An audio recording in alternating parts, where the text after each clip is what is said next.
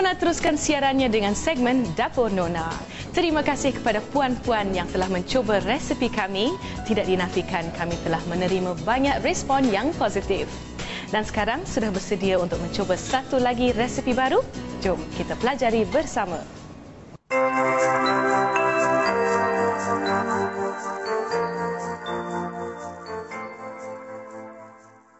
Saya Kak Nani dari Nani Rostam Blogspot. Hari ini saya nak menyediakan hidangan, menu hidangan untuk hari raya ataupun untuk majlis hari jadi ataupun untuk makan petang. Bahan-bahan untuk resepi ini anda boleh mendapatkannya di kedai-kedai yang menjual bahan kek, hypermarket dan pasaraya. Sponge cake ni. Proses pertama, disusun sponge cake yang dipotong kecil ke dalam bekas secara rapat mengikut ruang bekas yang digunakan. Selepas itu, tuangkan adunan sirap strawberry ke atas permukaan kek spun tadi. Sirap tersebut mestilah rata dan basah kesemuanya.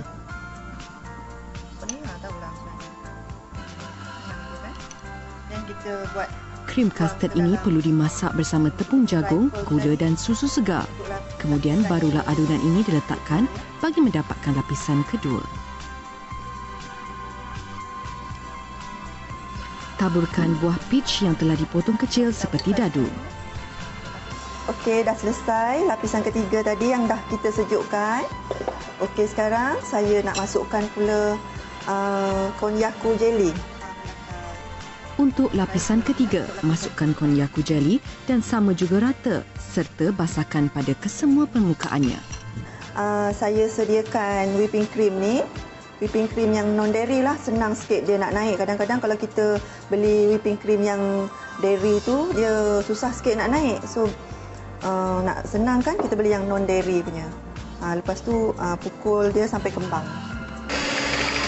Whipping cream adalah satu bahan wajib bagi mendapatkan hasil truffle yang sempurna dan sedap.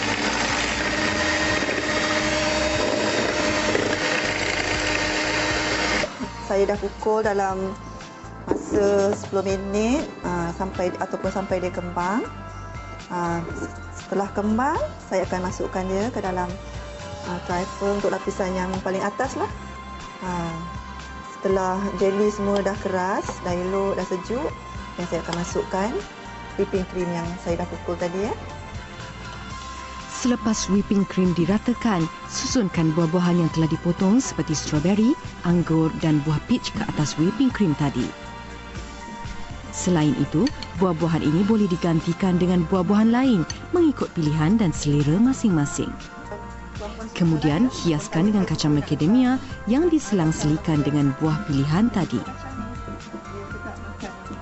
Okey, akhir sekali saya akan letak sirap strawberry ni untuk hiasan yang itulah terakhir. Nak bagi nampak lagi rich, nampak lagi sedap, cantik. Akhir sekali, tuangkan sekali lagi lebihan sirap strawberry untuk mencantikkan lagi truffle ini. Okey, tuan-puan semua, inilah hasil truffle yang saya buat tadi. Nampak sedap kan? Memang sedap. Sedap, senang disediakan dan memang menjadi kegemaran semua orang lah saya rasa. So, saya harap tuan-puan boleh mencubanya selepas ini. Hidangan istimewa ini boleh disajikan pada bila-bila masa dan sesuai pada semua majlis. Diharap sajian minggu ini memberi kepuasan dalam memilih resepi di hari minggu anda.